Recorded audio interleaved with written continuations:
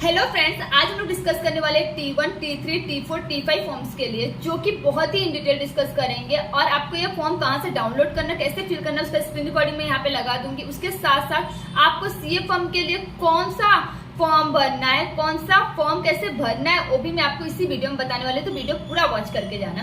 पहले डिस्कस करते हैं T1 फॉर्म कब भरते हैं और किस लिए भरते हैं। तो गाइस, T1 फॉर्म जो होता है ना, हम अगर किसी सीएमए प्रिंसिपल के अंदर आर्टिकलशिप करते हैं, किसी सीएमए फॉर्म में हम आर्टिकलशिप करते हैं, तो उस टाइम हमको T1 का फॉर्म भरना रहता है। अगर आपको इन फ्यूचर सीएमए फॉर्म खोलना है, तो उसके लिए आपको किसी सीएमए प्रिंसिपल के पास आर्टिकलशिप करना रहता है, जहाँ पे आपको कॉस्ट ऑडिट, कॉस्ट बजटिंग, ये सब सीखना पड़ता है। दैट्स वाई हम लोग सीएमए फॉर्म में आर्टिकलशिप करते हैं। लेकिन फिर भी बहुत सारा ऐसे एरिया है जहाँ पे सीएमए फॉर्म नहीं मिलता है, तो हम लोग सीए फॉर्म के अंदर आर्टिकलशिप कर लेते हैं, या सब मिक्स रहते हैं उनके अंदर आर्टिकलशिप कर लेते हैं। तो वहाँ पे भी एक ऑप्शन आता है, वहाँ पे भी एक क्राइटेरिया रहता है कि मैम अगर हम सीएस वाले पार्टनर हैं और वहाँ पे हम आर्टिकलशिप करें, तो हमें कौन सा फॉर्म भरना है। तो गाइज, अगर आपका प्रिंसिपल सीएमए है तो देन आपको T1 का ही फॉर्म भरना है। अगर आप सीएमए के अंदर ही, मतलब लाइक मैं सीएमए मानसी शर्मा हूँ और आप मेरे अंदर आर्टिकलशिप परस्यू कर रहे हैं, तो देन आपको T1 का फॉर्म ही भरना है। लेकिन अभी आपका प्रिंसिपल कोई सीए मानसी शर्मा या सीए कोई और है, तो दैट्स वाई आपको देखना पड़ेगा कि पार्टनरशिप में सीए में सीएस का इक्विटी कितना है।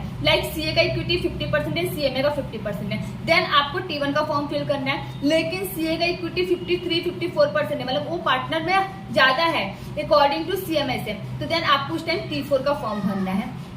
एक सबसे ज्यादा क्वेश्चन पूछा जाता है, मैम सीए फॉर्म में कौन सा फॉर्म भरे। मतलब हम सीएमए फॉर्म में आर्टिकलशिप करें, वहाँ पे मैनेजमेंट कंसल्टेंसी भी नहीं है, कुछ भी नहीं है, बस एक ऐसा सीएमए फॉर्म है, सीए फॉर्म है, वहाँ पे काम कर रहे हैं, तो हमको कौन सा फॉर्म भरना चाहिए। तो गाइस, आपको वहाँ पे T4 का फॉर्म भरना चाहिए। एंड दैट्स मैं एक स्टोरी यहाँ पे शेयर करती हूँ। मेरे साथ क्या हुआ था, मैं एक सीए फॉर्म में आर्टिकलशिप अपना स्टार्ट की थी, जैसे आप लोगों को पता है कि अभी मैं वहीं पे आर्टिकलशिप कर रही हूँ। तो उस टाइम क्या सीन हुआ कि मैं जैसे आर्टिकलशिप स्टार्ट की, उसके तीसरे या चौथे दिन मैंने एक बंदे से पूछा, भाई मेरे इधर आर्टिकलशिप करता है और सीएमए का स्टूडेंट था, तो मुझे पता चला कि इसने अपना फॉर्म भर चुका है। तो मैं इससे पूछ लेती हूँ कैसा कौन सा फॉर्म भरना है। मैंने उसको जाके पूछा कि भाई कौन सा फॉर्म भरना है। मैं सीए फॉर्म में आर्टिकलशिप करी, मुझे पता था कि मुझे T1 का ही फॉर्म भरना रहता है। कोई फॉर्म में आर्टिकलशिप करते तो T1 का भरो, और कोई ऑर्गेनाइजेशन में आर्टिकलशिप परस्यू कर रहे तो देन T4 का भरो। बस मुझे इतना ही आइडिया था। तो दैट्स वाई मैंने उससे पूछा कि मैं सीए फॉर्म में आर्टिकलशिप करूँ तो मुझे कौन सा फॉर्म भरना चाहिए।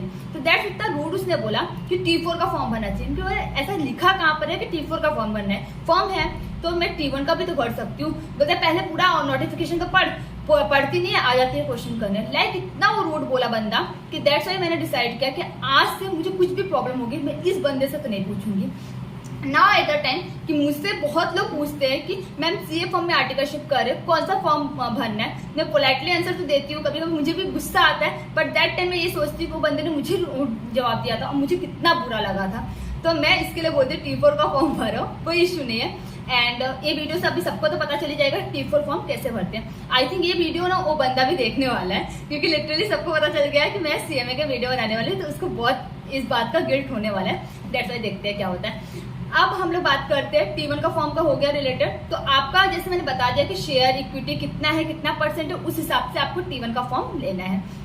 अब T4 का फॉर्म कब भरते हैं भी जान लेते हैं। T4 का फॉर्म अगर आप किसी ऑर्गेनाइजेशन में जॉब करते हैं, लाइक आप चाहे कोई मैन्युफैक्चरिंग ऑर्गेनाइजेशन में कर रहे हैं, मार्केटिंग में कर रहे हैं, फाइनेंस में कर रहे हैं, किसी में भी कर रहे हैं, उससे कोई लेना देना नहीं है। आपको T4 का ही फॉर्म भरना है अगर आप किसी ऑर्गेनाइजेशन में जॉब कर रहे हैं। तो आप आर्टिकलशिप किसी ऑर्गेनाइजेशन में परस्यू कर रहे हो तो आपको T4 का फॉर्म भरना है। इंटरनल ऑडिटर, एक्सटर्नल ऑडिटर, कैसे भी आप परस्यू कर रहे हो T4। सीए फॉर्म में आप काम कर रहे हैं, सीएस फॉर्म में काम कर रहे हो, तो भी आपको T4 का ही फॉर्म भरना है। इंक्लूडिंग मैनेजमेंट कंसल्टेंसी है सीएमए का और सीए का, तो भी। एक क्वेश्चन और बहुत आता है कि मैम सीए फॉर्म में हम आर्टिकलशिप कब कर सकते हैं अगर वहाँ पे सीएमए का कोई मैनेजमेंट कंसल्टेंसी नहीं है। तो वहाँ पे आप आर्टिकलशिप तब कर सकते हैं अगर सीए फॉर्म में 25 लाख के ऊपर का टर्नओवर क्रॉस हो जाता है, क्योंकि हम लोग सर्विस प्रोवाइड करते हैं। दैट्स वाई कि हम लोग 25 लाख का टर्नओवर लेते हैं। तो अगर 25 लाख का टर्नओवर हम लोग का क्रॉस हो जाता है, 25 लाख का उनका प्रॉफिट क्रॉस हो जाता है, टर्नओवर इंक्लूड करते हैं, प्रॉफिट से कोई लेना देना नहीं देता, तो 25 लाख का उनका टर्नओवर क्रॉस हो जाता है। दैट्स वाई कि आप वहाँ पे अपना सीएमए का आर्टिकलशिप कंटिन्यू कर सकते हो, कोई इश्यू नहीं है। ठीक है, एक क्लियर हो गया। उससे रिलेटेड मैं वीडियो अलग से बनाने वाली हूँ, तो उसका भी टेंशन आप मत लीजिए। T1, T4 clear. T5 क्या होता है, एक शॉर्ट में बता देती हूँ। T5 हमारा सर्टिफिकेट होता है, जो हम 15 महीने का आर्टिकलशिप करते हैं, उसका जो सर्टिफिकेट मिलता है ना, वो हमको T5 में अपलोड करना रहता है। लाइक मैंने अपना आर्टिकलशिप स्टार्ट किया है 25 जुलाई से, एंड अब मेरा आर्टिकलशिप कब खत्म होगा, 25 अक्टूबर से। तो 25 अक्टूबर में मेरा आर्टिकलशिप खत्म हो जाएगा एंड इंक्लूडिंग 15 मंथ, मतलब 25 जुलाई 2022 में मैंने स्टार्ट किया था।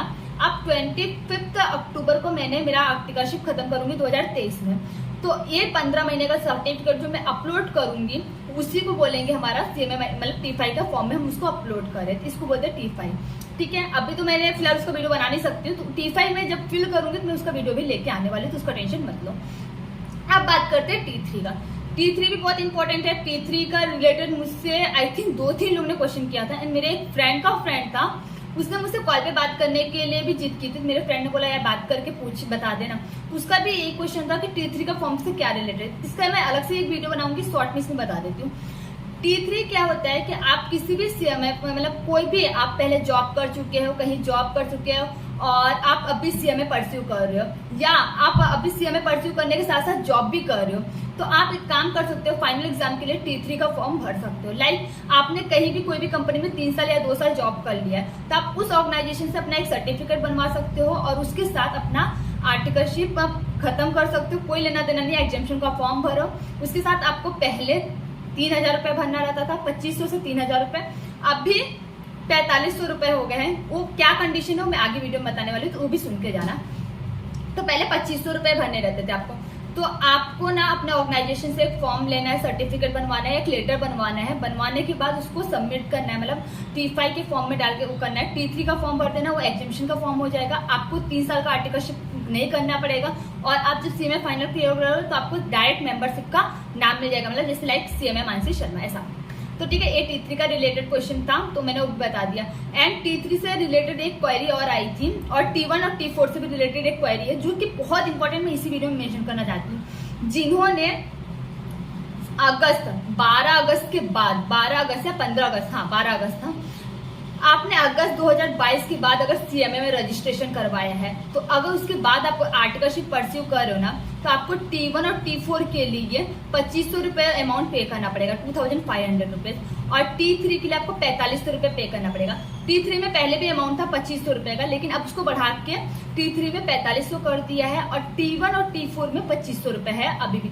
लेकिन जिन्होंने रजिस्ट्रेशन 12 अगस्त के बाद लिया है, तो ठीक है, ये याद रखना कि 12 से 15 अगस्त के बाद जिन्होंने रजिस्ट्रेशन लिया 2022 में, उनके लिए ये कंडीशन एप्लीकेबल है। जो कि 15 अगस्त मतलब अगस्त के पहले, समझ लो अगस्त 2022 के पहले जिन्होंने रजिस्ट्रेशन लिया है उनके लिए एप्लीकेबल नहीं है।